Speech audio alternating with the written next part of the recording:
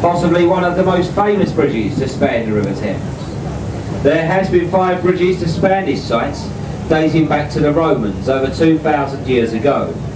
This is the 5th bridge. It was opened in 1973 by the Queen. The predecessor to this bridge was sinking into the Thames mud. It was taken down stone by stone, piece by piece, and sold to the American gentleman for £1 million. Then re-erected over Lake Havasu in the Arizona desert as a tourist attraction.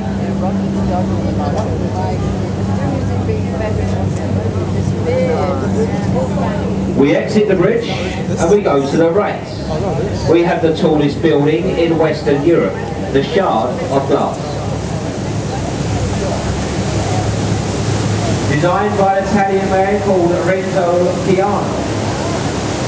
The building is over 1,000 feet tall, has 78 floors, comprising of shops, apartments, office space and a Shangri-La hotel. They have recently opened a viewing gallery on the 68th floor. You can get the high-speed elevator right to the very top there, receive some fantastic views all over London of a rough cost of £25 each.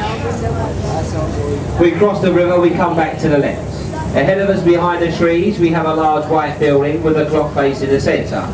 This is called Waterguard House, home to customs and excise.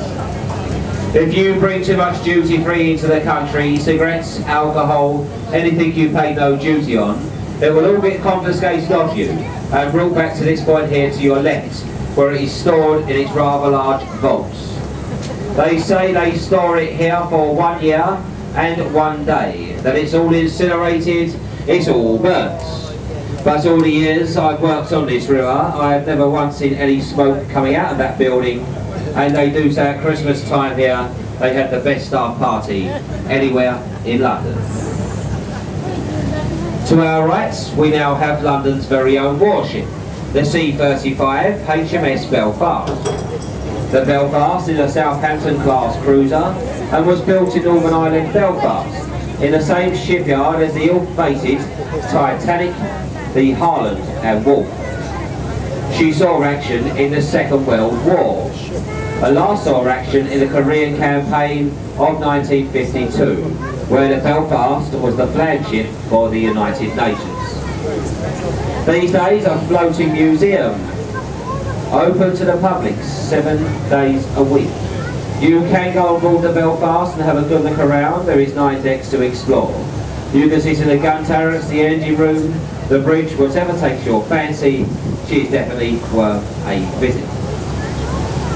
We cross the river, we look to the left, we have the world famous Tower of London. Parts of the tower dates back to 1078. That was in the reign of the Norman king, William the Conqueror. He commenced the 4 towers you can see there to your left in the centre. That is called the Norman Keep, or the White Towers. The famous crown jewels are kept in the Tower of London these days, and heavily guarded by the Beefeaters. The Beefeaters like to be known as yeoman warders, and to become a yeoman warder, you have to have served 25 years in Her Majesty's services with a totally clean record. The tower has been used as many things in its time: a zoo, a prison, a royal mint, a royal observatory, a place of royal residence. It was more commonly known as a place of execution. Ahead of us now we have what we call the gateway to London, the Tower Road Bridge. Now Tower Bridge is not as old as it looks. It was built in 1884 by a man called Sir John Wolfe Barry. It was built in a Gothic style to blend in with its neighbour, the Tower of London. The 2 towers you can see either side of the middle part of the bridge are not as strong as they look. They house the machinery for the lifting of the bascles. The bascles are the middle part of the bridge that open like a double-sided drawbridge, each arm weighing 1,100 tonnes. It can be opened in 90 seconds to its full capacity to let larger ships in and out of the upper pool of London. And the only time that Tower Bridge failed to open was on the opening ceremony when Queen Victoria was supposed to pass through. They tried to open the bridge, it did not open, the ship collided with the bridge and apparently was said she was not immune. Okay, ladies and gentlemen, now what we're going to do now is cross over for the Tower Pier for the benefit of anyone wishing to leave us. And for safety reasons, can I please ask you all to remain seated? Boats do bump sometimes, we do get washed up on the vessels, and we don't want no one falling over and hurting themselves.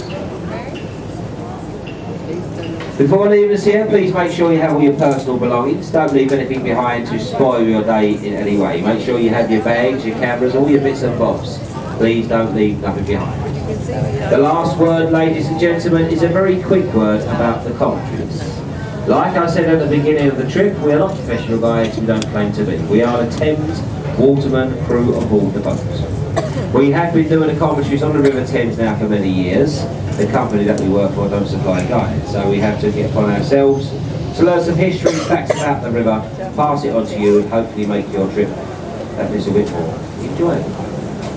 If I do succeed in making your trip a bit more enjoyable, and you would like to show some voluntary appreciation to my efforts as your guides, you can do so when leaving the boat. I will be at the exit gates, where the old ship's buckets.